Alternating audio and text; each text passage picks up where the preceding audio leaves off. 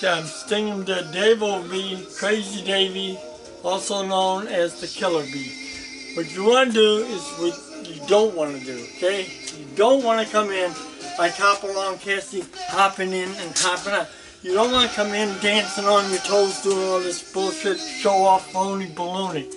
You don't want to come in throwing these straight jabs or jab, jab, jab like that. You want to always come in over and under and from out here, not straight into them. Don't clash hands, don't trade punches. You don't want to try and grab him topside and get into a wrestling match or a tug of war or a push and shove match. You always want to hit him like he's a bowling pin. Like you hit him here and here at the hips. Or you pull him off his legs this way and this way as you do the rotor propelling. When you propel yourself, he's right here, you're propelling, then you pull yourself this way. When you lift and come back down, you're always moving in and under, and you always catch his hands, and you scoop over his hands like a whip. You whip down, and the hand coils, you throw his hand out, pull back into yourself as you pull away from him, pull it into yourself, drop this hand, come with the side runner, do this, this, with the bitch slap where you thrust upwards. Don't smack from out here like your wings are out. You always want to roll him in, roll back, and come right back out over him, okay? When he's throwing his hands, you don't want to be coming in one foot following the other one like you're riding a stick horse. Because now he jumps over here. First thing you don't want to do is pull that foot over here. He jumps behind you further, you pull that. Meantime, he's behind you, hitting you. You always take either this leg or this leg, whichever one you prefer to use. When you're doing this, you're whipping his arms in a circle like a wheel. If you ever turn a bicycle upside down, you spin the wheels real fast, you grab that wheel, it's going to throw your arm off. When you're doing this, his hands can't grab it, they'll fly off. Then you come right back on there, or you come around and hit him in the side rider.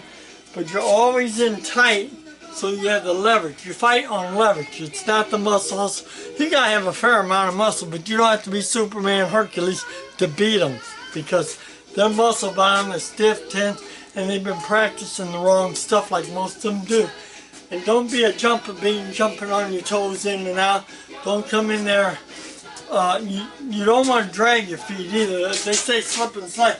That don't mean you drag them. That means you lift them just enough, but you gotta get in the practice of moving in and around and pulling yourself down. Hit with the rodeo bronco buckaroo, and then you worm and squirm into them like this. You hit with this part, and then you push back, push them out, push back, grab, twist, spin, jerk, twist, grab, twist. But you want to find them ideally right here. If they run from you, they go this way, you sidestep over here. They go that way, you sidestep over here. But like I was just telling you, if they jump behind you, pull this leg over here and you're back in front of them. Or you take the front leg and you pull it this way. Now you're right in front of them. Don't hop around with them. Don't let them lead the fight. You lead the fight. You stay on top of them, but you stalk after them. You don't run into their punches. If you're using your elbows, you lift the arm, come down, come back around. Lift the arm, come down. Lift the arm, come down. But you have the leverage to do it, see? And then you just come, bam, bam, bam. You're always keeping your arms moving. If you're shooting him like this, he grabs your arm and you pull from him. His hands are tightened up on yours like a pair of Chinese handcuffs. Don't give him that chance. All you gotta do is twist your hand over like this, okay?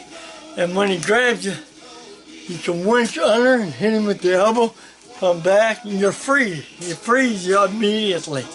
You don't have to pull from him. You just twist your arm as you're moving into him. If you're running from him, that's where he gets you. He'll pull you down and jerk you around. Then you want to bash him in these upper muscular legs right here. When you come down, you smash him right here on the leg, step across and smash the other one with the back elbow stick. Lean back, hit him. This is the weed eater. It's like when you trim a sidewalk with an electric or gas weed eaters, you hit him right here in the groin. Or you hit him hard with the backhand hand grenade, that's this part. Bam, bam, come up into his face, come under loop, smack him as you turn yourself. And then you use these elbows to pull you down, but you want to drop straight down, not into his punch like this. You want to come up like you're curling weights, you catch them between your hands, and you throw them out when you turn your arm over like this. When you turn your arm, his arm's over yours, and when you do this, his arm will slide down. As soon as it slides down, bring it in, come back around.